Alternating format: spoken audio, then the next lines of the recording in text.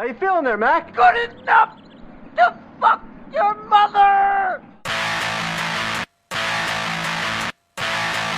You're listening to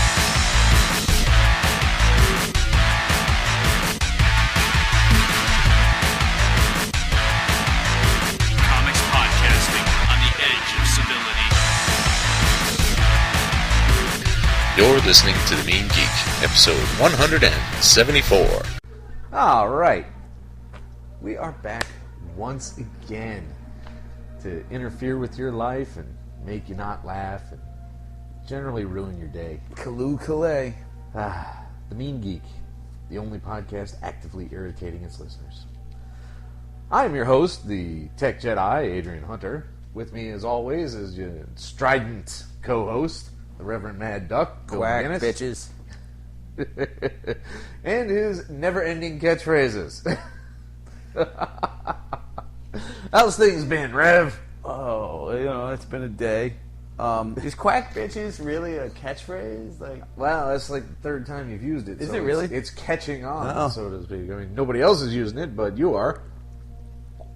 I happen to believe that we have a large fan base in Guam that walk around with quack bitches t-shirts and I love that idea. logos. I totally love that idea. I should start buying some advertising space in Guam. Quack bitches. Put that on your agenda, kids. Yeah. Quack bitches. I had some interesting news break just today. Well, before we get to whatever you're about to tell me that I'm sure I don't care about. You want to toast Eli Wallach, I don't you? do. Poor Tuco. The ugly Hats is off. no more. The phenomenal actor. Il bruto is de morte. First things first. All right, now whatever pointlessness you have, go ahead. DC has made a change to the way they pay artists. For the first time, well, creative teams, I should say. They're all artists, but yes, it's not just the guy who draws things.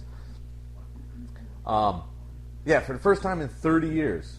Except it's kind of a monkey deal, because although they're lowering the thresholds on sales that will get somebody a royalty payment, they've also made that incentive a part of the net.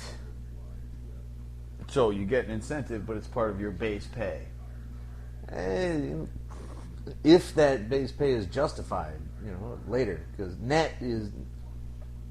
Eddie Murphy was famous for saying net is a monkey deal. The real money's in gross. So, I mean, because they can justify anything to not make a profit and say, well, we didn't have net, so we're not giving you any dough. Christ. But they are giving colorists cover credits now. And for the first time, giving them royalties should anybody ever qualify for them under those terms. So, JR, you jumped at the wrong point, brother. or maybe at the right point. It's hard to tell, isn't it? Yeah. Well, you got to assume that he's getting a pretty decent... He's paycheck. getting fucking paid. One way or another. JR is not walking away a poorer man for this shit. I'm looking forward to his Superman. Mark Waid said that it was not what he expected, and in a good way. Interesting. So, I mean, if Mark Waid is okay with it, I find it difficult not to be yet. Of course, haven't read it, but we'll see. He must have drawn Superman before. Not regularly. Not No, as not- his assignment, no. No. I'm sure there must have been somewhere in there that he did a Superman panel somewhere. I can't possibly think of it. It certainly wasn't in the 90s. Well, he did that Batman Punisher crossover. I'm trying to remember if Superman showed up in that. Doubtful. I don't know if they'd really want Superman in that piece of shit. Batman is pretty much bulletproof. You can put him in anything, and eventually someone will forgive it. But come on, Batman Spawn? Come on. That's the only real big news I got this week. I've been reading a lot of ROM. Oh, tearing through him, huh? Yeah. Wow. Bill Mantlo is a verbose motherfucker. Oh yeah, that's some '70s gold right there. Now, let me ask you: Now, I assume you're just reading the issues you bought. Yeah. Do you ever think when you buy a decent chunk of a book like that, because you bought About a dozen issues, roughly, yeah. that you should pull the rest of them and kind of read through? Because that's some confusing shit. No, because so many of those from that era were standalone anyway. So many of them. I mean, Rom definitely has a continuing arc, but most of the stories are like, okay, I'm facing this threat. I'm going to vanquish this threat now. Fuck you, Dire Wraith. Stomp, stomp, stomp. Next issue. Pretty much. Yeah. I mean, like the one I just finished where the X-Men show up. Opening splash page, they arrive. They have a fight. Last page of the book, shit's over. Shang-Chi got a two-parter. Ah, see? That's mildly unusual for Rom, though. Now, when one verbose motherfucker meets another verbose motherfucker, talking will ensue. They needed a second issue for the fight because the first one was all goddamn dialogue. Dude, he just jams text on that fucking page, dude, man. I'm telling you, you should delve into some Shang-Chi. That shit's unreal. I largely enjoy it. It's an adjustment, though, because even as talky as Bendis gets, he ain't no fucking Mantlo. It's an entirely different. Micronauts is like that, too. Yeah, I believe it. I believe every sentence. So, yeah, a bit of a dearth on the old geek news routine. I haven't seen all that much. There was a review of the first graphic for Escape from Riverdale. Oh, yeah. I read that today. After Dark. I read that today. Yeah, it was pretty good. I was like, yep, everything he's saying is right on. Nah, I'm still going to finish this Shiner Wild Hair Pale Ale. You got a wild hair up your ass, you got to finish it. That makes sense. Yeah, well, you're the one drinking a giant ostrich fucking thing, so don't talk to me about hair. Is it an ostrich or an emu? That, it doesn't have the giant bone crest on its head, I don't think, so it's definitely an ostrich. Shame on you for knowing that. I don't know whether I'm impressed or freaked out. Dude, you knew the word emu at all. So, I mean, you... So it's a black lager. What's it like, man? It's a black lager. All right, well, I guess that'll do. Emu you. Yeah. Since we got precisely dick all else to talk I'm trying about. to think, there really hasn't been too much. I mean, No, you watch any movies? We're watching Transformers right now, which is vaguely nerdy. Yeah, and horrifyingly bad as well. I'm having a rough time. I am having a mild geek identity crisis. Okay? I'm looking at you. You're a geek. Like, this is solved. I hate to break it to you. How about an ethics crisis? Okay, what's up? What do you got? Well, I'm watching this, and I'm just like, oh, this is just so fucking horribly bad.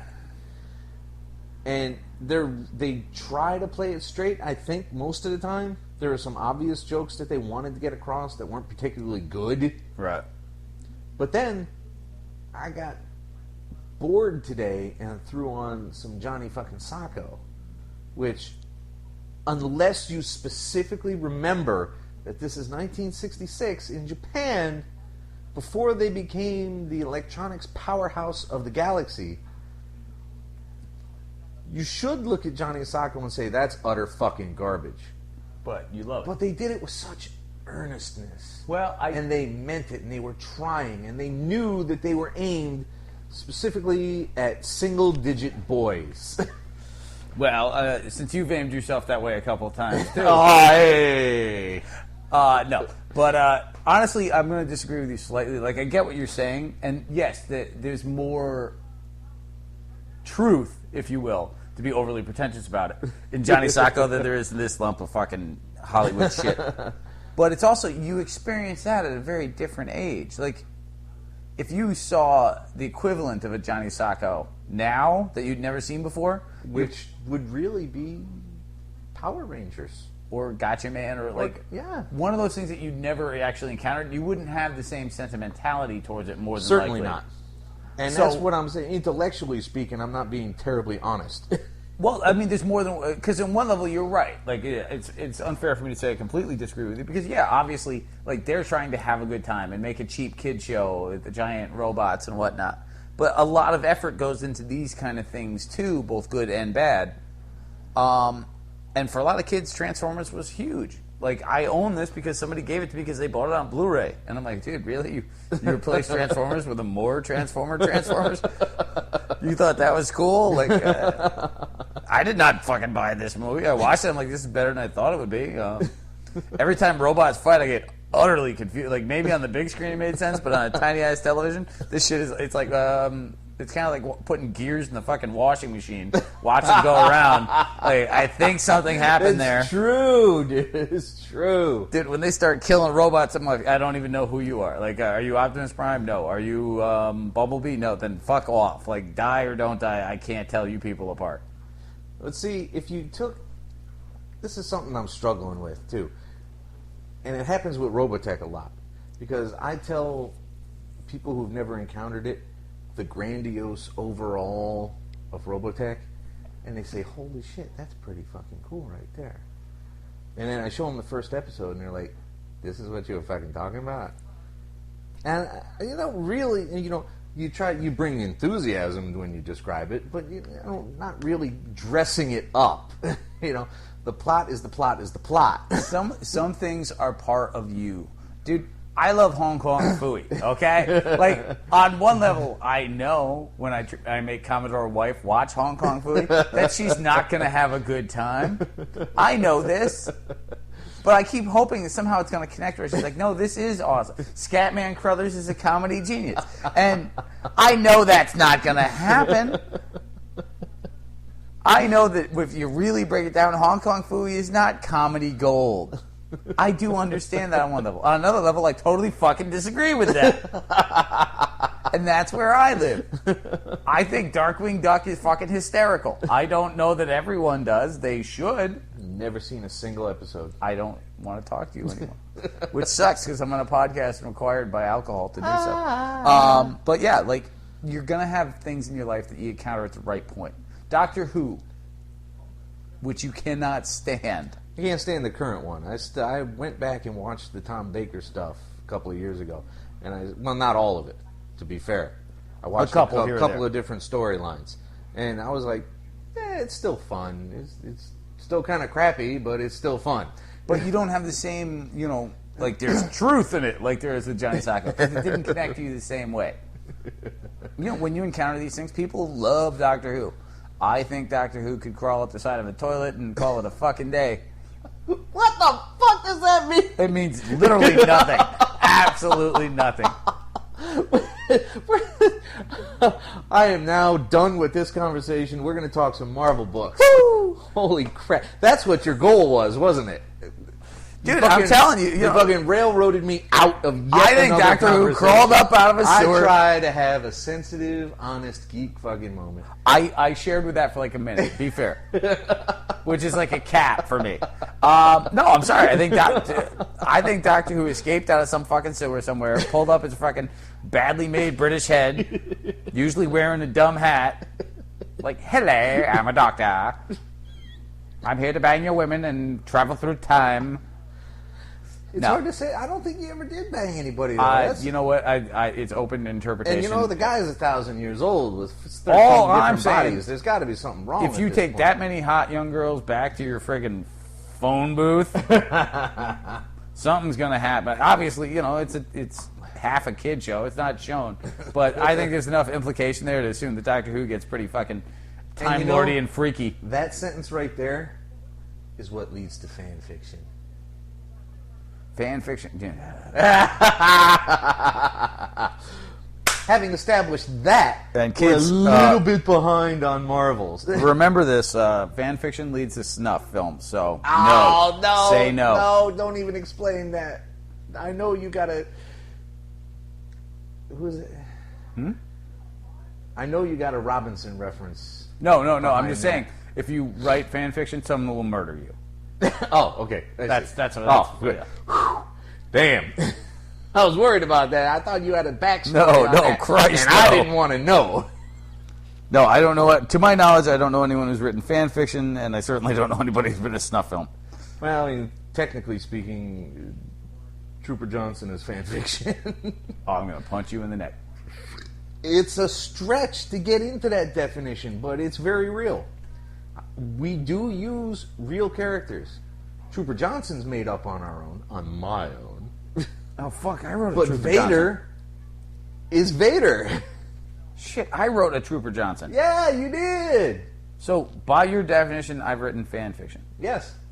Oh, I fucking hate myself.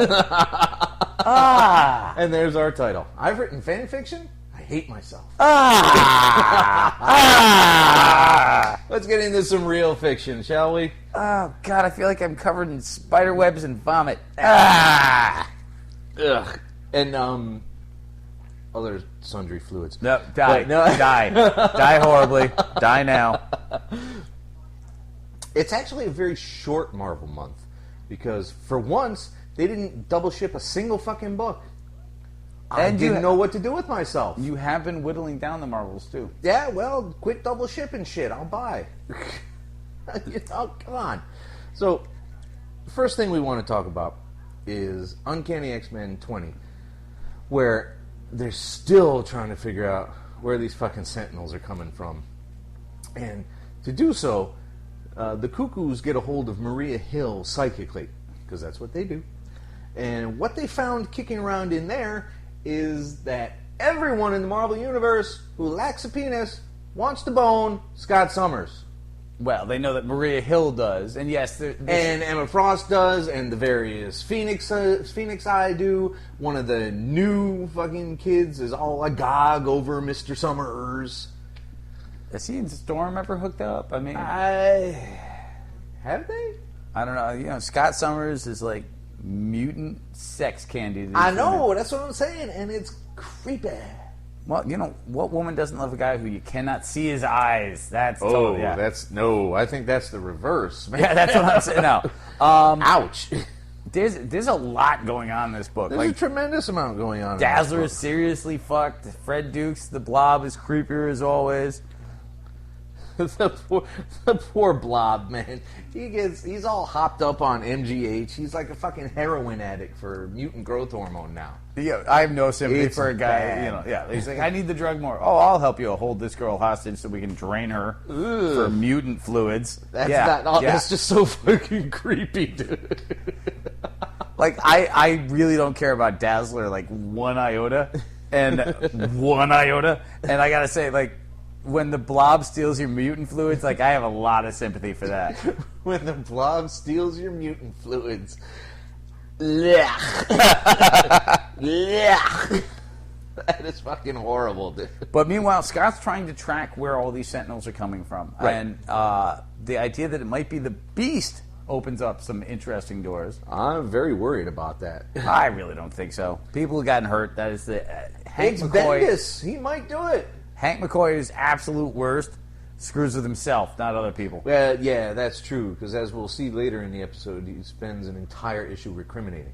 So, I mean, literally the whole fucking issue. That was... no, I mean, I still enjoy... My one big problem with this book, and it's not a big problem at all, but it's just, the only thing is that as much as I like Chris Bacalo as an artist, every fucking girl looks exactly the same. They do, man. I'm trying to tell the difference between Ileana and the blonde freaking psychic and Emma Frost. It's really only the and length of Dazzler. their hair. It's and all the new girls are all blonde. It's so goddamn confusing. It is. Everyone is stick figures. They've got no... I mean, his style doesn't allow for curves, really. I don't know. I mean, they all basically have boobs in the same outfit. So, I mean... Yeah, but everything else is just like... Fair enough. Straight down. And he's an incredibly talented artist. I'm not trying to criticize. It's just... I cannot tell any of these people apart. I'm like, dude, thank God they changed their hair, because I'm like, that's two blondes out of the picture. Yeah, at least, I mean, you never knew the Cuckoo's names anyway, because they only say it once every 6 issues. So, having them change hair colors was very helpful. Oh, yeah, huge. I still don't know which one is which, but now I know there are, in fact, different ones. Big win. They're not like a version of the multiple chick as opposed to the multiple man. But it's interesting that they're still dealing with the hijack guy, the kicked out mutant. Yeah, why are they still dealing with Because him? obviously they're going to do more with that character. Magneto is still out there because hey, he's a mutant. They introduced him. They got to finish up. But there's so many convoluted paths going on in this book, and it's awesome. Like, I've gone from I hate the X-Men to fuck damn the X-Men are awesome. Yeah. Oh, no. Good thing that was empty this time, unlike last week. Oh, dude, that was so depressing. Wasn't it, though? I don't like it when you spill things. It's rare, too. I don't have my opener anymore. Bing! So, yeah, it's severely convoluted. But awesome. But awesome. So it keeps you coming back, and I'm definitely not bored by anything that's happened in here. No, and it is moving. Like, you have to say that about the book. For as convoluted as it is, and if you go back to, like, Claremont at the absolute worst, you'd be like, dude, what? Like, everything is going forward at different speeds, yes, but everything is moving. Yes. And that's a big bonus. But the bigger issue, of course, is we're reading 3 X-Men books. Let's just say that again, because that's insane. We're reading 3 X books. And there's at least another 3 or 4 out there that we're not touching. There's like 7. We're not doing X-Force. We're not doing X-Factor. We're not doing Wolverine. Legacy. We're not doing that all-female group that they just started up. Plain old X-Men, unadjectived X-Men. We're not doing Legacy. Like, and I counted. There are 9 Avengers books out right now. That's insane. Isn't it? I can't believe we're not weird. touching. Do you think we should revisit one? Now that stupid Infinity stuff is over, Maybe it might not be a bad idea. Maybe we'll see when the next storyline starts. Yeah. Because I do miss the Avengers, but yeah, but things were just too goddamn big. No, it was horrifying. Which is the reverse of Winter Soldier, which is a nice, small tale.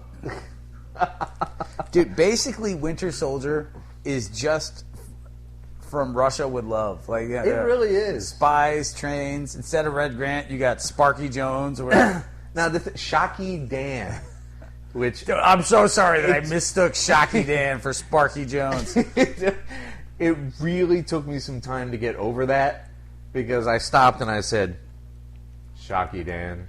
Really? Shocky Dan? I loved it because you know what? Way too often people have clever names. Like, if you woke up tomorrow morning and you had fucking superpowers, well, you'd be fine because you'd call me like, dude, I'm going to go rob a bank. What am I going to call myself? I would not let you name me. Believe me. But you'd be like, dude, give me some names. I would adapt what you had given me so it didn't make me look like a complete asshole on top of a criminal. But if you had to go out on your own, like just randomly, like you'd be sitting there with a plastic sand bucket on your head, like, I'm Bucket Man, fuck off and give me your money. Like, that shit is hard. More people should have shitty names. There ain't enough shitty names out there? There's a simplicity. Shocky Dan? Shocky Dan is really bad, dude. But he's a fun character, I guess. He interrupts Shen and Bucky's little fight. Thank fuck for Shen, although that doesn't go that well for that long. No, it really doesn't. Shen fights, but he has to pull out some chemical to melt Shocky Dan's face, which was just gross. Yeah, whenever you see an eyeball fall out of somebody, like, shit is going horribly awry. Yeah, I got no need for that. Bucky shoots his ass a few times and chases Hitzig around to Lord Drain. Now, if you don't remember, Hitzig is the guy who's claiming to have developed all the shit his wife actually made. Which everyone knows. Like, everybody figures literally, it out. no one. This guy doesn't get an ounce of credit. It's because he's a fucking liar. Dude, this guy, like, this guy is on par with the Ghosts of Dr. Grave villains. Like, the guy that gets his comeuppance from the ghost at the end. Like, there's such an unsubtlety to Hitzig. It's like you've got a smoking hot, genius scientist wife, and all you do is whine about not being a Nazi anymore. Yeah, I mean, don't you have anything better to do? If you have to ride her coattails into fucking fame, do it. She's coming home with you. Yeah, like, literally, like, you've got everything, and all you can do is whine about not being an upper, high, muckety-muck Nazi and trying to get in with Hydra, which you're dumber than fucking milquetoast. Now, and you know my feelings on milquetoast. Which, I've been trying to, every time I read that, And they spell it like 3 different ways. They spell it with QUEs. Or MILK. MILKs. And I'm like, nobody puts toast in fucking milk. So what does this even mean, man? They used to. And it was called milk toast. And Really? It's gross and horrible. Really? Are you serious? Mm-hmm. You're not fucking with me. You might be fucking with me. Dude, SOS exists. So, I mean, milk toast is not that far a stretch. Save our ship? No, shit on a shingle. Oh, that... I used to like that stuff. Dude, you're fucking out of your mind. Chipped beef? Chipped Fuck yeah. beef on toast, man. Oh, man. I remember, totally a non-nerd story, but my father, who had been in the service in Vietnam, we were eating at my grandmother's, and she served chipped beef on toast, and my dad was like, what the hell is this? It's like, I hated this in the army. There's no way I'm eating. And, for my dad to even say hell was unheard of. Yes. So, but I can believe, but confronted with that, I can believe it, though. He's like, no. Like, Ma, you knew this shit. Some things are... And to be fair, like, this is a man who's like, go shut up and drink your powdered milk when we went to visit my grandmother. So, if that's okay... Oh, God, we drank powdered milk, too, boy. Powdered milk is fucking ghetto. That is the trash. And I know that because that's where I fucking lived when we drank that shit. So, Dude, fuck it. That stuff is appalling. But yeah, chipped beef on toast is the worst. You couldn't even get it to melt into the fucking water right. It would always float on the top and not absorb any fucking water. It's like, it's not milk, it's not water, it's just suck. Yeah. Like, yeah, well done. Bravissimo.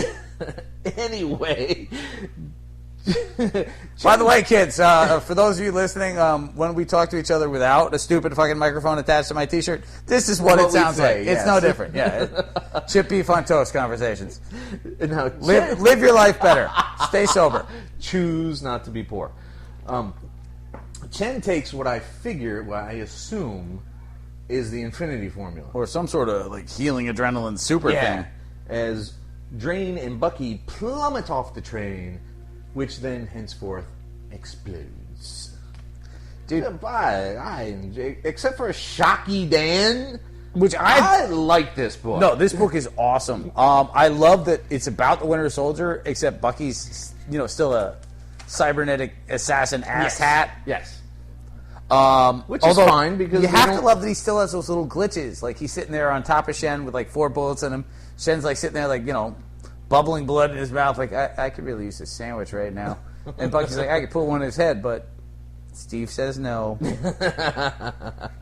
But Steve says But no. they're not humanized. Like, even though he does not shoot Shen in the face like 52 times, he's not like, oh, you're a kind and gentle assassin. It's like, no, we don't. Oh, no. Nope. He's still a giant evil person right there. And so, like, just the mindset of this. And Shen is a great, like, having this number, for years it's been, if you're in S.H.I.E.L.D., it's Fury, then Dum Dum Dugan. Yep. And then the 80s with Fury and Alex Quartermain, who is dead.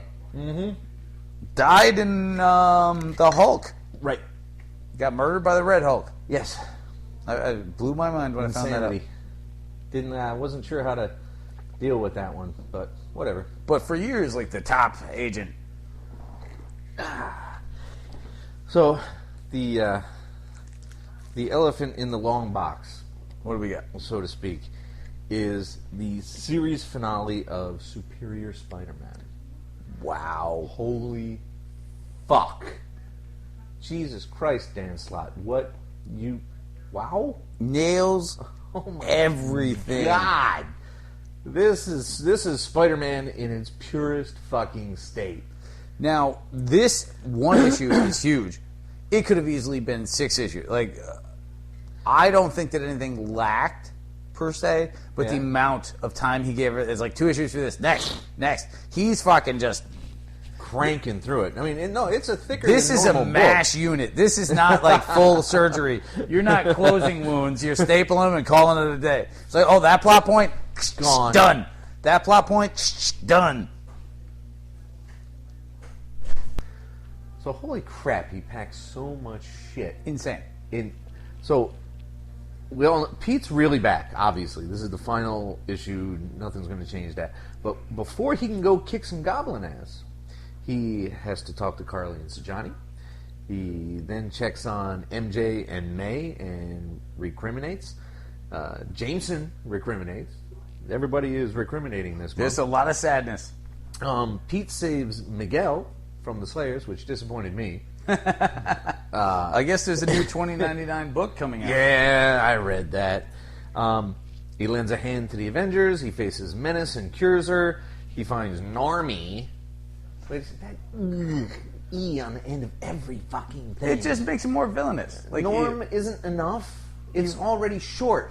How do you shorten something and then add something to it? Well, Billy is shorter than Bill, and everybody calls me that. Aha! Is it? Billy is Billy. It's not shorter than Bill. Bill. No, that's what I'm saying. They added something. Yeah, why? The E thing kills me. I'm so so happy I don't have a name that you can put E on the end of. AJ?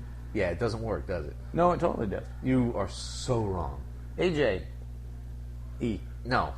See, it's not working. I like it. It's 3 letters. AJE. No, you're so wrong here. They finally get to Osborn himself, who has had plastic surgery for fuck knows reason. But he gets cured in the middle of the fight, and Pete saves Maria, and Liz is batshit too, and in a last bit of go fuck yourself, Pete, he realizes that he killed someone's loved one, being Otto. Well, it's worse because he killed someone's loved one who thinks that she's dating him. Yes, that's just that awkward. Hello, knife, twisty. You know what I did love, though? I really enjoyed the moment where Green Goblin is saying something villainy and douchebaggery, and Peter says something funny, and Goblin's like, wait, Octavius is not funny. Fuck, you're the real one. That was pretty cool. I did like that. It was like moment pure... as well. Oh, wait, that was a smart-ass comment. Octavius doesn't make smart... Oh, it's for real Spider-Man. Shit, that means my ass is good and kicked. And you have to love the moment where now he cures Norm, not Normie, right? The future Goblin douchebag, but the current one. And he Norm's like, dude, I've never been sane and a dick before. There's a new level of fucked up coming your way. Like, I accomplished everything I did, batshit crazy. Think what I can do straight up, man. And then Jay yells and goes and yells at Pete again. Just leave the fucking guy alone, okay? Who does? Jay. Jay Jonah? No, his pop. Oh, Jay is Jay Jonah's pop. Can you have enough J sounds in that fucking you know what? family? If you talk to my mom the way, or my wife the way that Peter did to his aunt, I would yell at you. Come on, like that. I had no problem with that. It's like, yeah, but that's all he ever does. He only communicates to Pete in levels of disappointment. No, there's a lot of friendliness until Peter does something dumb. It's just Peter does a lot of dumb shit. Yeah, all right, fine. MJ says, well, that's enough of this horse shit. This went just that little bit too far this time. Don't need you. Have a good life. And then to top it all off, Carly moves south. Na. Hey. Fuck yourself. Don't like that character. Carly Free in 2014. Didn't quite make it. No rhyme there. I get breaking up with MJ, but at the same time, you're just gonna get back. Like, why push it?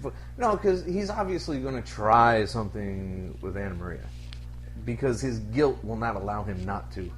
Dude, which is a fucked up thing, and that's exactly that's very possible. How this character's brain operates. That is very possible. It's not going to work because or Sajani, like they have enough female characters floating around. Like, is there ever been a female character in Spider-Man that Peter Parker has not dated? I don't get a Sajani vibe though. Yeah, but you know what? I'm just saying, like, has there ever been a female backup character that Peter Parker's not at least gone out with once or 13 times? I don't believe so. I think you're bang on with that. I think it's just a matter of time, really. But I don't think she's really going to go for it all that strongly. So, whatever.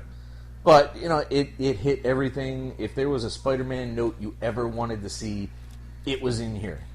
Dude, can you think of a better Spider-Man arc than the 31 issues that were Superior Spider-Man? I don't have any problem. There were a couple of individual issues where I was like, really? You went there?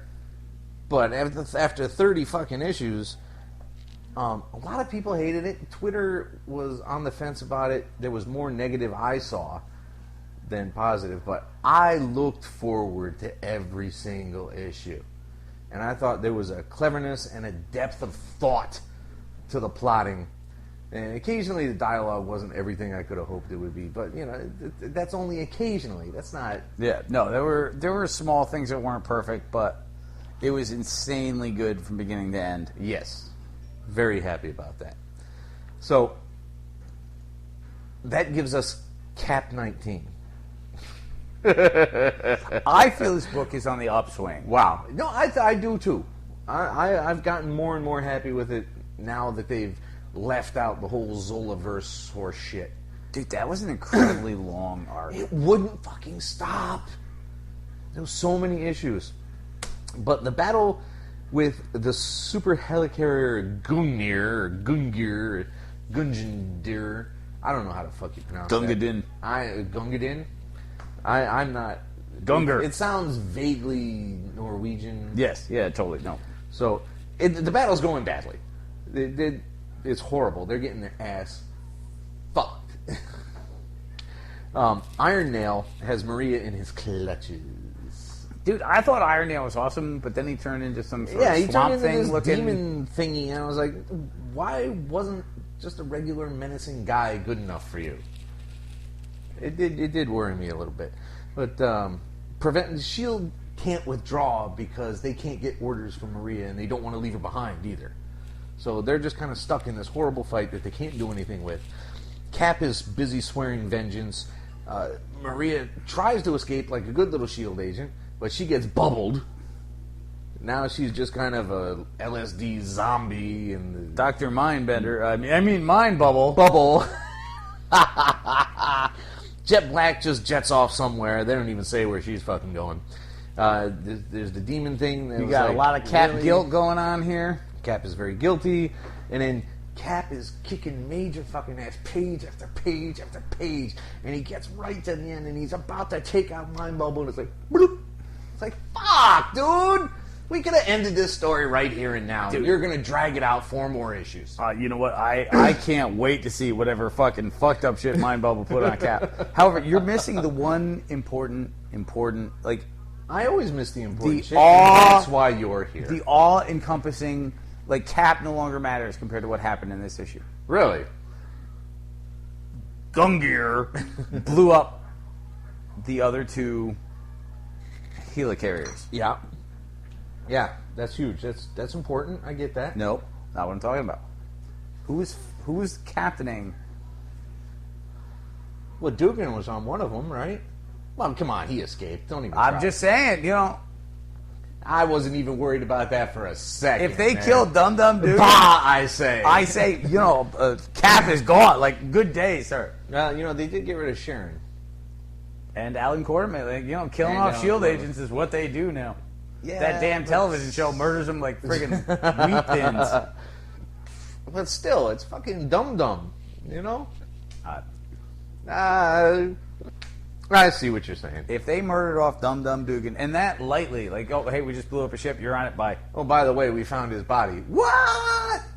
I'd be like, where the fuck is Rick fucking A little Commander? Smoking derby sitting in the dust. I will find a way to kill someone through Twitter. So, no, I have enjoyed it. It's gone up. It's gone way up. There's a curve, it's definitely moving it's forward. Shoom. Jet Black is not my favorite character, but at least they're doing interesting things with everybody. Yes. And the Cap psychology is going all sorts of weird, fucked up places. Which is finally something interesting, because he has been so unchanging for so long. I did like that aspect of it. But not every character can do that for any length of time. But, you know, is really seeing Cap feeling guilty about stuff all that new and exciting? No, that's not new. His decisions based on that guilt are... All right, fair enough. I'll give you that one. Like, he's definitely making some choices that other Caps would be like, hell no, I'm not doing that. You got to be out your goddamn mind. Speaking of out your goddamn mind, we got some Silver Agey Superman shit going on in Thor 21, man. Thor, and this amused me and horrified me and made me a little bit. Old Thor. Old future Thor hits Galactus so fucking hard. Reverse pukes, that. Man. Oh, yes. No, that did happen. He pukes. And Galactus said, that's how we want to play it, huh, motherfucker? Which is the power of the planets. Which is amusing to no end for me to imagine Galactus saying, motherfucker. Samuel L. Jackson is Galactus in the Tech Jedi's mind. I would pay so much dough to see that, man. Some people say, no, it should be James Earl Jones or Morgan Freeman being... No, Samuel L. Jackson has to be Galactus. That's my decision right here, right now. There are snakes on this motherfucking purple outfit.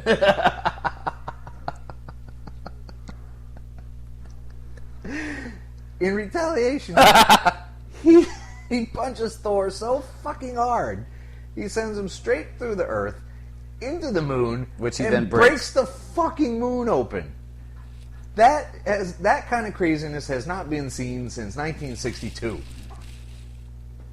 I don't think. No, that's some wackadoo shit right there. Let's break every physics law in one fell swoop. That was so excessive. And yet kind of awesome. But no, see, if it was anybody but Thor and Galactus, it might not have come off right. No, I mean, for God's sake. I mean, that's giant, off the scale.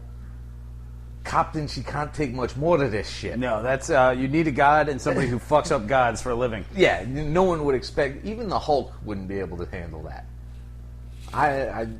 I would look at a scene like that in the Hulk and be like, "Come on, fellas." Hulk broke moon. Moon, not cheese.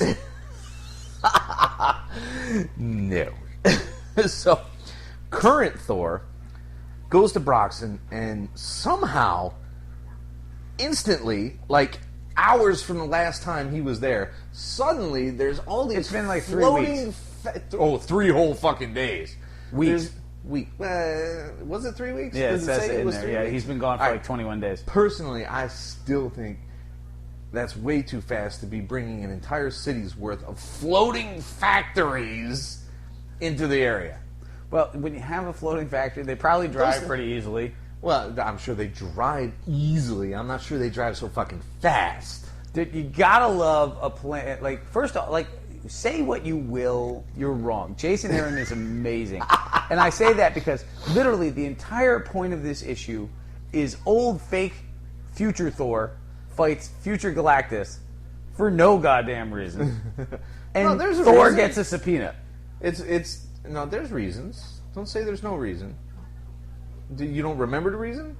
Because he wants to protect the Earth. But my point Well, it's sentimentality. It's a poor reason. no, I'm on not even Thor's saying that. part. I'm saying from moving the storyline further. Oh, yeah, all right, There's fine. no reason for Yeah, that. that's just something he cooked up to have happen. Right.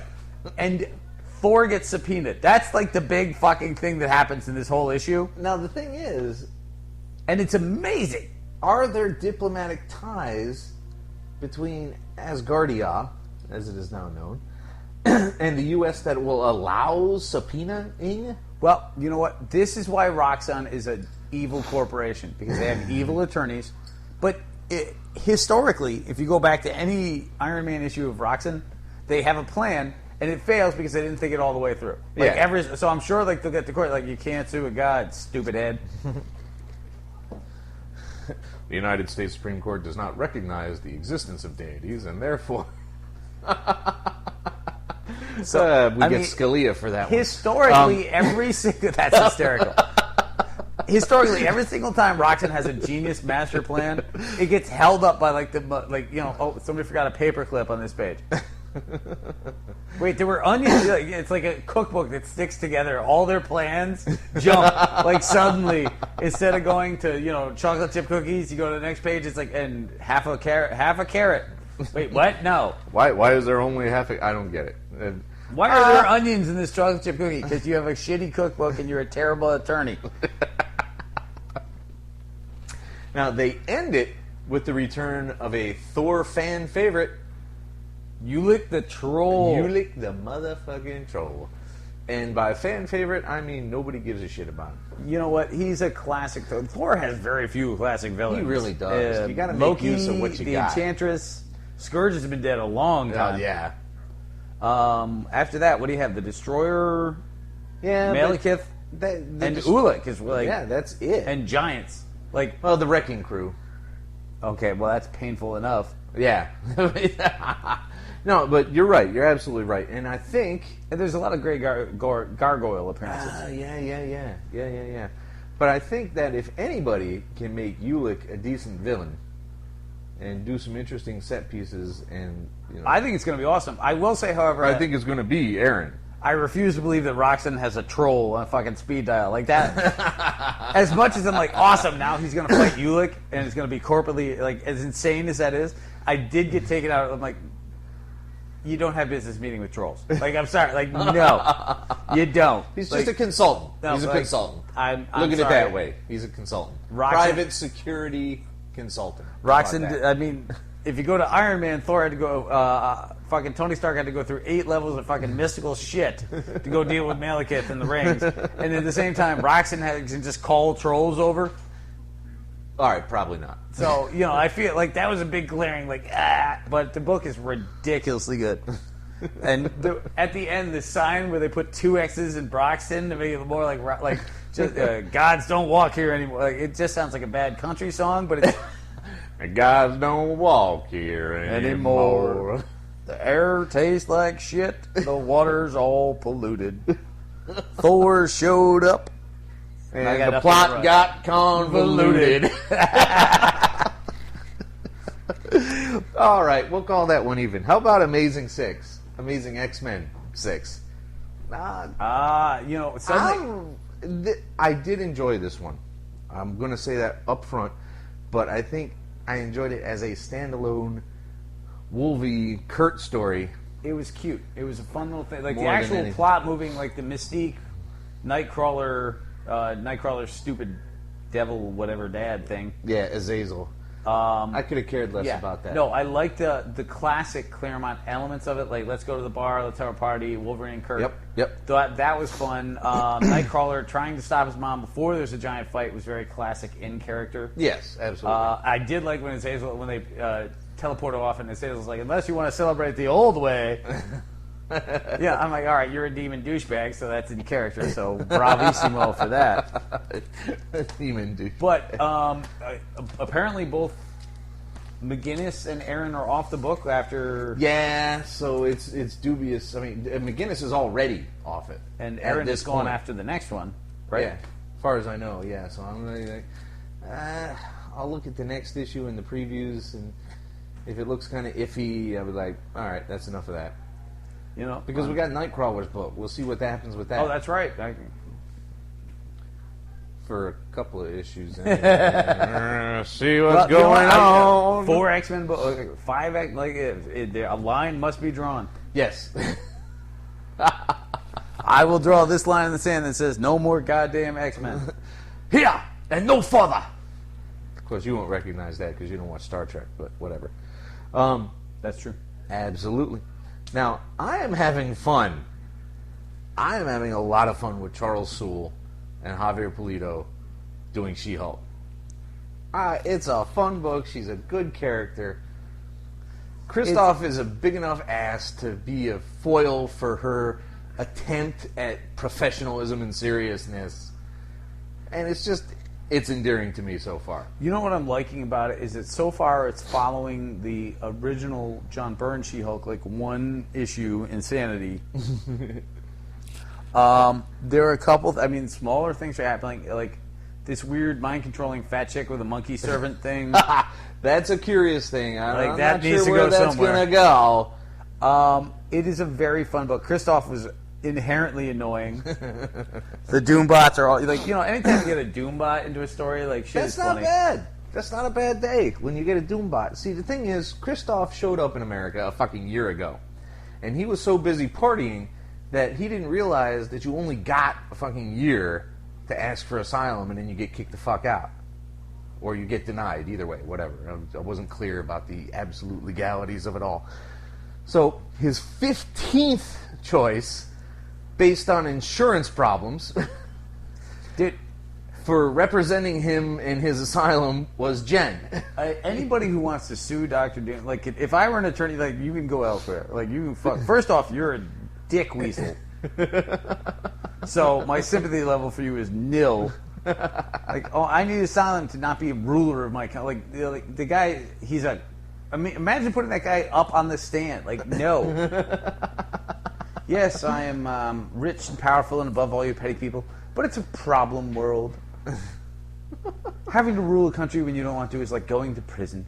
I believe he says like almost that exact line. Yeah, that's pretty close. I don't remember it exactly, but that's pretty much it. If I were the jury, I'd be like, I fucking hate you, dude. Luckily, they didn't actually need one. Jen pulls some strings and she gets seen. She gets hi, how are you? She gets an arrangement to go see the judge to get this done, but there's Doombots in the way. So Patsy Walker, drunken detective. Dude, Patsy Walker is insane. She provides a distraction with Jen for the Doombots while Kristoff sneaks in the back door and gets to see the judge. But it's all for naught because Papa Doom just busts through the ceiling all imperious talking about, "You are coming with me now, son." Ha ha ha ha. And Kristoff just looks at Jen and he's like, it was never going to work anyway. Bye. And you know she didn't get paid. Nope, she didn't. Or the exchange rate is so low that it's just like pointless. Doom dollars. That's right. Actually, I think in the next issue they mentioned that Latveria is like a rogue state, and she can't trade with a rogue state, so they confiscate the dough. Well, it's like Disney dollars. Doom dollars are only they're the same as money, but only in Latveria. Outside, they're weird souvenirs. But I enjoyed the shit out of it. So if he can keep up this kind of momentum and this kind of energy and fun in it, I will stick around till he's not. No, it's an enjoyable book. I am curious to see what happens when they go to a multi-part storyline. Yeah. But so far, it's a fun, light book. It's well done. Polito is a fun artist, so everything it's a good book. It's worth picking up. Now, the opposite of that is the grim Black Widow, which is also worth picking up. It is a very different book. It is not fun, but it is engaging. It needs to be a little more fun. It does. Like, she whines incessantly. And I don't remember the Black Widow ever being, like, this soul-searchingly lame. No, they took one fucking scene from Avengers and decided that needs to be her character trait. It's like what they did with Klingons.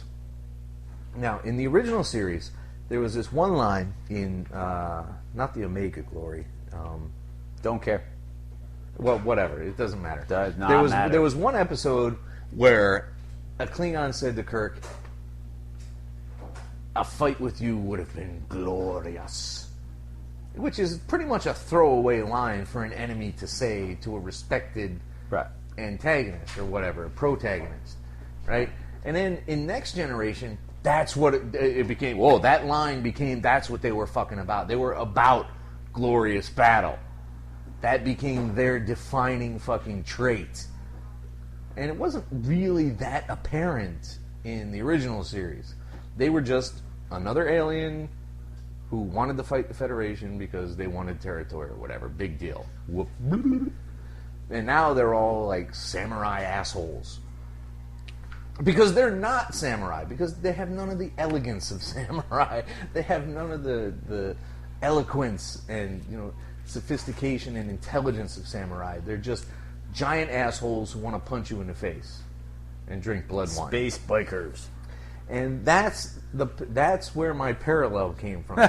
They took one thing. She said, "I've got red in my ledger" in the movie, and they echoed that almost verbatim in this book very early on. And now they want to make that her defining trait. Well, it's a very Russian book. Like, there's a lot of moroseness. And, like, this whole issue deals with, like, time and the, information. Gathering of information. Now, the monk is still there, Well, or part of it. who is the Hammer of God, whom she barely stops from totally destroying an entire plane who has one motherfucker on it. Well, she does drop kick him into the engine of said plane. Yes. The guy on the plane dies during interrogation, leaving them fucking nothing. Always awkward. Which is terrible. So, Nat goes to her out-of-nowhere informant, Tori, who tells her, hey, you know what? You've got to go to Montenegro, where you'll find Damon Dran, whoever the fuck that is. What a name. That's kind of a crap name. Yeah, no, that's garbage. That's every bit as bad as that other guy a couple of pages ago. Shocky Dan. I don't. Damon Dran is both better and worse than Shocky Dan. But no, I say all that, and it comes out like I don't like they're doing. I'm just noting the parallels. I do like the book. I do too. It needs to be a little bit lighter, though. A teeny bit. So far, she's had to protect a guy who's a criminal. She fed a guy she thought was good to shark, or alligator. Nothing. This is becoming a slow, a Vertigo book at this point. Walls dripping blood and just pure, unadulterated Russian misery all over the place. In a gray bodysuit, unadulterated Russian misery. Superhero Anna Karenina is not my idea of a good time. But no, it was. I do like it. It's just I just noticed that parallel there. No, absolutely. So right, having established all of that, that leaves us with the all-new, all-daring, all-recrimination issue of all-new X-Men. This is not a necessary issue.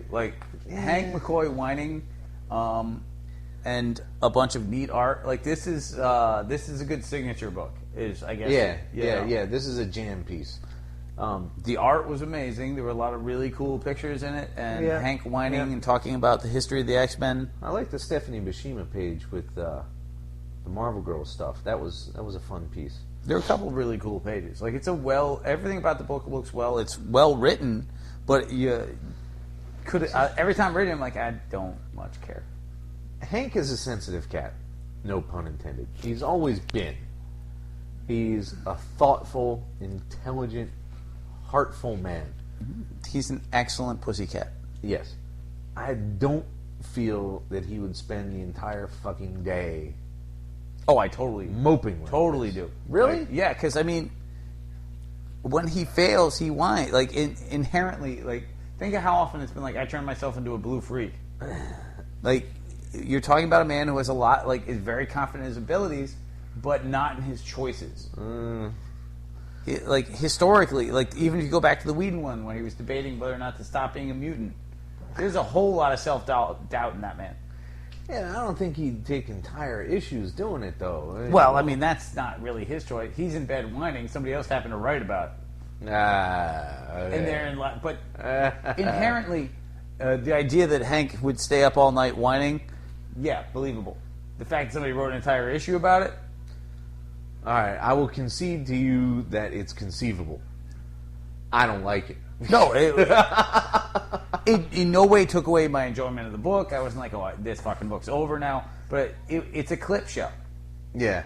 It's okay, I still like this sitcom. I'll be back next week, but fuck you and your stupid clip show. Yeah, that's a good point. Strong, bloody violence throughout. I love those words. The only words I love more are excessive swearing and other things. Things you see at the front of the warning of Game of Thrones, let's say. I saw this movie. You do not. And what I mean by that is Strong sexuality.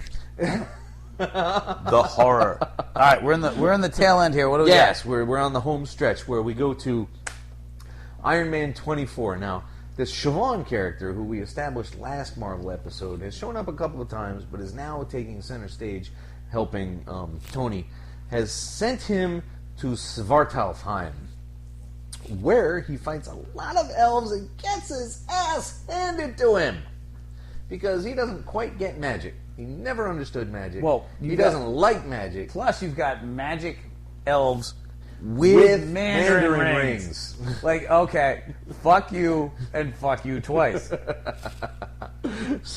Well, it's his enemy and something. It's his enemy and his enemy using something he doesn't understand. Yeah, it's like, So that's a double whammy. Fuck you and fuck you again. Stop being a dick, people. Like, one thing at a time. So things do not go well. Although he does take one out pretty easily, but then Malekith basically just eats that guy. So. Yes. So she ports in another suit for him just in time for a hunting party to come after his ass. The other rings, meanwhile, are having a meeting, and they're like, well, who do we get to do this? And who do we get to do that? What are we going to do about these things? And they're trying to come to a consensus, and they're not doing a very good job of it because they're all individual. There's 10 different personalities to deal with here. And it's kind of bleh. So, rings be crazy. Siobhan ports in yet another giant-ass nasty battlesuit, number 1487. Which is apparently made of actual iron this time because elves don't like that shit. Well, that's only logical. Well, yeah, they're not happy with cold iron. Now, the other thing, there's something that fantasy has always thrown off. Would they care more about hot iron? Because everybody always describes it as cold iron. Elves can't stand the touch of cold iron. The Fae folk don't understand cold iron. They would not like warm iron either. Well, see, so why describe it as cold? It's a trope. Yes. You and your damn trope hunting. You love tropes and you know it. You just don't like me identifying them because I do it so often. That is true. What do you play? Oh, is that like Bust Out or whatever the fuck that Escape prison Plan movie is? I haven't actually seen that. And I haven't seen it because I never heard anybody say anything about it. No, neither did I, but I'm like, screw it. Schwarzenegger and Stallone. Oh, yeah, because that's a selling combination in this decade. Hey, they were good in The Expendables. For the 45 seconds Schwarzenegger was on screen. Do you see the second one? No. Why would I see the second one? Oh, because he's on the screen longer? Because the first one was awesome? I know. Yeah. Maybe you better watch the Everything Wrong with The Expendables. No. By the way, Chuck Norris is in the second one. Reason number 3. Hey, Chuck Norris makes everything better. No, he doesn't. He does not even. Imagine having to watch Downtown Abbey. And then suddenly Chuck Norris walks in and starts kicking people in the face. Better. No. No, terrible. You are from the 80s, my boy. 70s, but yeah. Wow. So that's the issue. Yeah. No, it's I love Gillen's Iron Man has been great, and like Malekith has actually worked out really well in a weird kind of way. Yeah. I'm happy with it. I got nothing else to say. I just want, like, if Roxanne can call you, like, why isn't he calling the damn dwarves that he was hanging out with drinking? Like, guys, I could use more magical armor and some, like, big dwarf guys with hammers and shit. Yeah, what was so difficult about that? Why did he need Siobhan to help him? I mean, he knows he's got to have contacts somewhere. I mean, he knows Thor, for fuck's sake. But then again, Asgard itself is in Oklahoma, so maybe it's conceivable there's nobody for him to actually talk to. Tony does not go to Oklahoma. No, Tony Stark Tony does not go to Oklahoma. Well, the thing is, Wade and Bagley have started, well, Marvel has started, but Wade and Bagley have started on a new Hulk book. Now, what's the title of this one? Simply called Hulk. Okay. There's no Savage, there's no Incredible, there's no green-skinned bastard, no adjectives, just Hulk. Now, this is picking up from the last series, which seems so pointless, because you got to know that the last series even existed, and you're picking up. This is going across arcs. They actually stopped numbering in the same arc, which is just what? No, it's You couldn't even finish the fucking story before you finished the book? Really, fellas? I like Wade as a writer of the Hulk. I liked what they were doing with the Hulk, but it started to fall apart. So revamping it I don't know if that's a Marvel choice or a Wade choice or what. Bagley's a great artist, so Yeah, you know, absolutely. cool. No, these are all true. But I just the way the last Hulk ended. With like let's build this team up and then just throw them away, and let's have this whole plan about rebuilding, and let's end it in 17 issues or 18, 22, whatever it ended at. It seemed so futile, and like I said, they're not even finishing up an arc. They just renumbered in the middle of this major event where Bruce has had his fucking brain blown open. Now, what's interesting though is in the past, who was it? I think it was somebody actually pointed out that I want to say it wasn't Hulk Gray. Who the hell had the Hulk try and shoot himself in the head? Or Banner try and shoot himself, and then instead of dying, the Hulk just goes berserk and like rips an entire town to shreds. In the book? Yes, there was actually a comic where they revealed that it wouldn't be the first time Banner tried to kill himself, but the Hulk just caught it. So how sneaky are you that you can actually sneak up on somebody's cells before they react to a bullet? I don't remember that story at all. That happened in the Avengers movie, but I don't remember it happening in a book. But yeah, so I don't doubt it because they took so many things from books in the Avengers. Probably still haven't caught them all. I'm sure. But yeah, no, it's interesting to see the slow reveal of this, and the Hulk is obviously forming a new fucked up persona. Right. But how many personas has the Hulk had now? And see, that's the thing. It's just settle on something, for fuck's sake. He's been everything from literal mindless brute to grope gangster to genius in giant green body, everything in between. Yep. And I know you want to make some. I know you want to.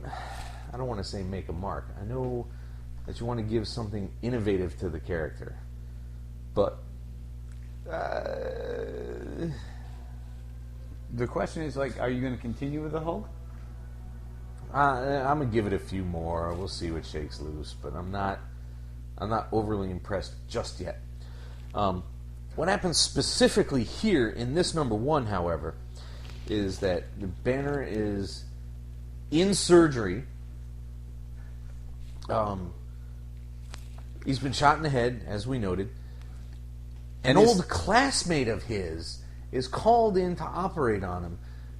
And we get a boatload of backstory where Banner became a physicist because he couldn't cut it as a medical doctor, which whatever, I guess, fine. If he did, or they just said that, doesn't really matter. It seems weird and pointless, but his buddy in college did do it. Well, acquaintance. They weren't really pals. No, not at all. But the guy is tasked with adding in a control chip to the guy's brain. And so he spends 19 pages trying to decide if that's an ethical thing, given what the Hulk can and has done and can do, etc. Now, the anesthesiologist, however, makes that decision for him because she got saved by the Hulk from Zax once. Which is kind of cool because when was the last time you got a Zax reference? No, it's been quite a while. A long time. Now, she wakes his ass up by not giving him enough anesthesia. He kicks some ass and takes off, and he's found 2 full weeks later as Banner going, "I like pudding!" They broke Banner's brain. That's pretty much exactly what they Triple did. B. Broke Banner's brain. No, and that's where they leave us. You gotta say, as much as I was enjoying what they were doing with the Hulk, and I'm not sure where they're going with this, you gotta want to read the next one after that moment. Oh, sure. And we did. We bought it. It's fine. We'll get there. Yay. And I don't know what else there is to say about that, though. There's nothing really. I mean, that's what happened. That's how we feel about it. Bless you, fuckers! And, we always like to leave the end of the episode with a feeling of, eh. Bless you, fuckers! And you're desperate to end this episode, aren't you? I don't know. I just wanted to try firing it out first instead Are of you making you wait. hungry? Bless you, fuckers. We apologize for the abruptness of the ending of this episode. No, we don't. Good night. End away! The Mean Geek is recorded live at the Reverend Mad Duck's apartment whenever the hell we can get to it. Find us on Facebook, Stitcher, Twitter under @TheMeanerGeek. Subscribe to us through RSS. Or we can be located at our own site, www.themeangeek.com. And most importantly of all, you can find us as a proud member of the Comics Podcast Network. Email us directly at themeanergeek@gmail.com. Can I drink now? You may.